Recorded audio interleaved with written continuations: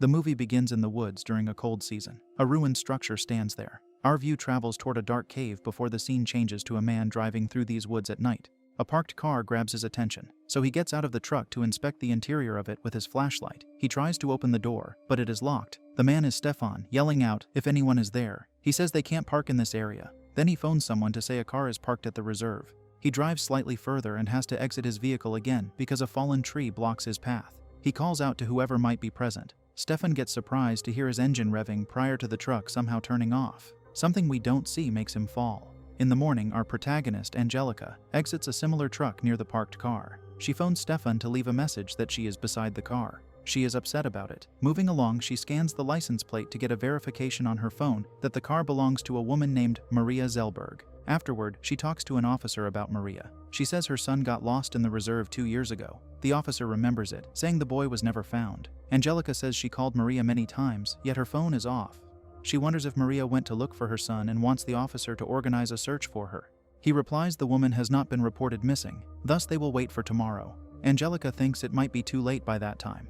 Alas, her concern does not persuade him. The next scene has her entering the building where Maria lives, to enter her apartment. It isn't the cleanest of places. She looks at a framed photo of Maria with her son. Upon turning around, she gets frightened by a life-sized doll. Soon, she finds a large bulletin filled with articles that have to do with the missing boy. We switch to a man outside with his dog. When he comes home, we see a photo of him and Angelica together. There is also a photo of an ultrasound indicating that she might be pregnant. The man is Victor, another main character. Our attention is brought to his hands to show the upper half of his left middle finger is missing. Angelica begins to phone him. She then stands right behind his front door, asking if he can open it. He asks what she is doing there, to which she answers she needs a dog handler. Victor says he doesn't do that anymore. She informs him Theo's mom has vanished and he opens the door to such news. While they are both inside his flat, she tells him the police will not listen to her, so she assembled her own search group. She asks Victor if he can join them, but he says he does not do searches anymore. There are others she can contact, he adds. As she starts to leave, the man has a sudden change of mind. He asks where the assembly point is. The next thing we see is him getting ready with his dog. He arrives at the place where Angelica already is. He is about to take a clozapine pill until the lady appears near his window. Victor gets out of the vehicle to meet the group. Once they are inside a big tent, Angelica gives them the rundown of the situation. She believes Maria got lost last night in the reserve. She shows the group the framed photo of Maria and her son. She informs them Maria's phone is turned off. The man named Johan says he recognizes the boy.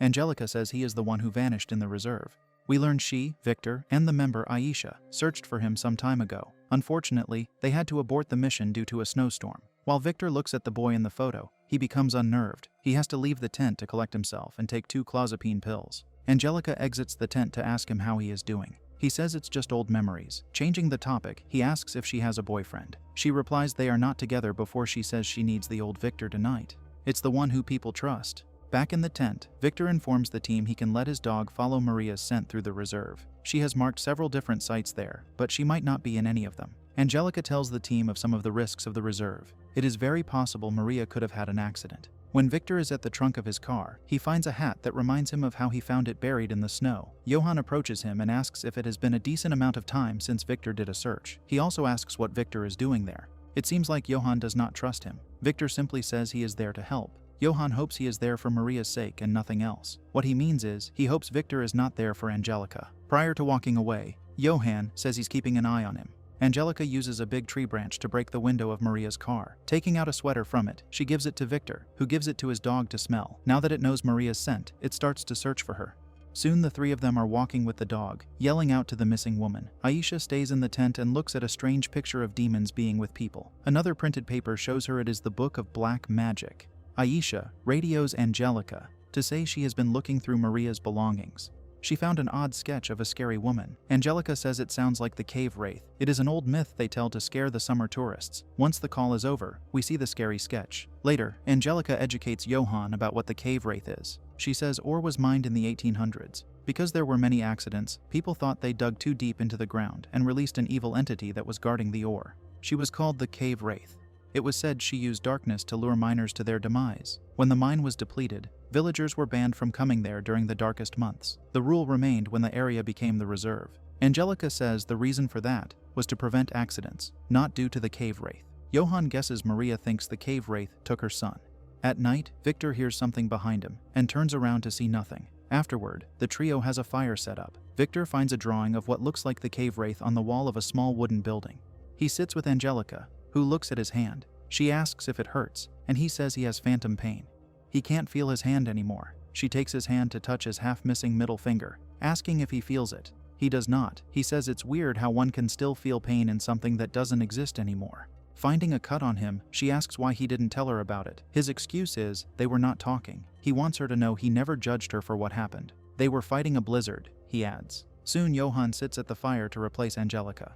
Victor sees the man staring at him, prompting the former to leave. He hears a sound, so he turns on his flashlight and asks if anyone is there. Victor walks in that area, hearing the sound again. It doesn't take long for him to hear a distant scream. Briefly seeing someone, he begins to chase the person. He thinks it is Theo. Victor almost falls into a large hole. He yells into it, asking if anyone is there. He even lights a flare to throw it inside. Angelica radios him to ask where he is. He answers he is returning to them. Once he turns around, he gets scared by someone unusual being very close to him. It causes him to fall off the ledge. Thankfully, he hangs on to it. He yells out to Angelica and she hears him. His team rushes to the man in need to help him out of the hole. Angered, Johan tells Victor he could have perished. Victor says he thought he saw something, but he lies about it probably having been an animal. Later, he takes another pill. Angelica says she knows him. He would never mistake a human for an animal. He continues to hide the truth by saying he saw the latter. The lady says he may not trust his own judgment anymore, yet she does. Thus she asks him what he saw. She gets the truth this time, for he tells her he thought he saw Theo. Aisha radios Angelica to say she was contacted by the police. The policeman Angelica spoke to earlier has been in contact with Maria's family, and they have filed a missing person report. The officer will be with them tomorrow morning. Following this, Aisha finds a phone number that she dials. A man answers it, saying she reached Ward 36 at the psychiatric clinic. Shifting to the trio, they keep walking. Aisha radios Angelica to say she spoke to Maria's doctor, and he said Maria was hospitalized for depression. Soon the dog returns to Victor, who says his pet is confused. He infers from his dog's behavior that the trail is dividing. He guesses someone other than Maria could be there. He wants Angelica to go with him into the woods, whilst Johan should stay on the path. However, Johan says only Victor should venture into the woods with his dog. Victor agrees to it. When Aisha tries to radio the group, she cannot. She gets scared seeing the open tent. Knowing she is alone, the lights flicker to increase her fear. She goes outside to the generator to fix them. Suddenly, Maria's car turns on with music blasting. Aisha wonders if Maria did that. She slowly walks to the car to turn it off. Alas, something we don't see brings her down. As Angelica and Johan are walking, he asks if she would have preferred to walk with Victor. She tells him just because she was with Victor in the past does not mean she wants to marry him. She doesn't want to talk about this, but still says she was pregnant during her search for Theo. Victor wanted to cancel the search, and she admits to having been stubborn. Once they got to the hospital, the baby was deceased. Johan feels bad he had to hear this. Switching to Victor, he thinks his dog found something, thus he lets it go for it to seek. In a short time, he finds it sitting, making him ask his pet what it found. He then sees a person at a distance, and the dog begins to run toward them. Victor chases his dog until he reaches it sitting again. He radios Angelica to inform her the dog found something. He believes someone is moving around in the woods, yet he didn't see what direction the person went in. To deal with this, he uses his drone to search the woods overhead. He sees his teammates with the device, saying there is someone behind them. However, Angelica does not see anyone. Victor lowers the drone to see better, only to have it brought down by something he doesn't see. In the last few seconds, he sees someone standing in the drone's view. When he goes to his device lying in the snow, he sees a boy nearby. He has a grotesque face and presents the same hat to Victor that the latter found in the snow. Victor has to take a pill during this chilling moment. Johan comes to him, ending this unsettling hallucination. He takes the pills away to see they are for psychosis. Victor tries to take them back, but Johan doesn't let him. Now he thinks Victor didn't see anything with his drone. He believes Victor simply wants to keep Angelica out there. Johan wants him to know he is no good for her. He makes the mistake of saying Victor took the lives of two. Due to this, Victor charges at him and they struggle on the ground. Thankfully, Angelica arrives to extinguish the fight. Johan tells her Victor attacked him and he sees things that aren't there. He shows her the clozapine pills. Victor leaves to vent his anger before he looks at the hat in his backpack. This gives us a flashback of the time he was searching for Theo with Angelica. A snowstorm surrounds them, bringing difficulty to Angelica, to the point of her falling. We see Victor has acquired frostbite as he pulls out the hat from the snow. He hears the scream of a child. Angelica also hears it and asks what it is. Victor lies about it being merely the wind. Out of the flashback, Angelica draws near him. She asks if what he saw on the drone was a hallucination, to which he replies it does not work like that. Once she asks how long he has been taking the pills, he says he should have said something about it. The lady lets him know she has decided to cancel this mission. Then Johan tries to radio Aisha, but he's not getting a response. He talks regardless to say they are calling off the search. While the trio walks, Angelica notices a ruined structure. She says Maria has marked these ruins on her map. Despite Johan complaining about not wanting to go there, they still do because Angelica does. In the ruins, she says midwinter sacrifices took place there. It was a tradition to have a sacrifice on the darkest day of the year. She thinks in exchange for a blood sacrifice, Maria was asked for a favor. They look at paintings on the wall of what seem to be human sacrifices. It prompts Johan to ask if people were sacrificed. Angelica says with certainty that they were not. Soon Victor finds a book in the bricks. He looks at a picture in it that shows people burning on crosses. Afterward, he looks ahead to see the boy with the grotesque face. Victor tells himself the boy is not real, and the boy screams. Victor falls, causing his team to head to his aid. Angelica tries calming him in addition to saying nothing is there. When he is calmer, he says the book he found must be Maria's. Angelica wants them to search the ruins more. Yet, Johan complains about wanting to leave. He says he will see to it that Aisha blacklists both of them. Following his departure, Angelica finds Aisha lying on the ground. She has a serious injury on her forehead. Seeing it also, Victor tells her they have to get out of there. Hence they radio Johan to say they are going back. In a short time, Johan says he can see one of them. However, Angelica says they don't see him. This makes Johan wonder who he is seeing. His teammates urge him to return to them. They split to look for Johan. Victor locates someone standing with their back turned to him. Thinking it is Johan, he calls out to him. Victor slowly walks to the person and sees he really is Johan. The problem is that he somehow got brutally destroyed.